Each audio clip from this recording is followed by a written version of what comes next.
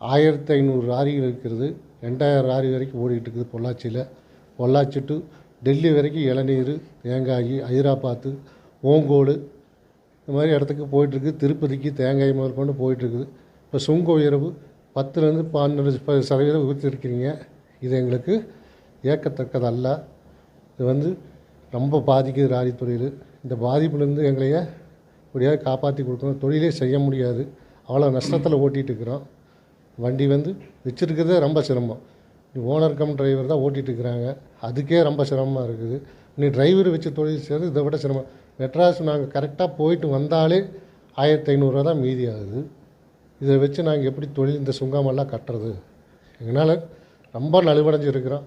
இந்த தொழிலை மென்மேலும் மத்திய அரசு, மாநில அரசு ஏற்று எங்கள் தொழிலை எப்படியாவது காப்பாற்றி கொடுக்கணும். மாநிலத்துக்கு போயிட்டு வந்தால் சுங்க கட்டணமே 5 ரூபா 16,000 போகுது. டெல்லி வரைக்கும் போயிட்டு வந்தால் அடிக்கடி நீங்கள் உயர்த்திட்டே இருந்தால் ஒன்றுமே பண்ண முடியாது, தொழிலே செய்ய முடியாது.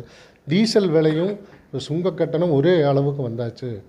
இப்போ நீங்கள் 10% 5% ஏற்றிட்டே இருந்தீங்கன்னா நாங்கள் எப்படி தொழில் செய்ய முடியும்?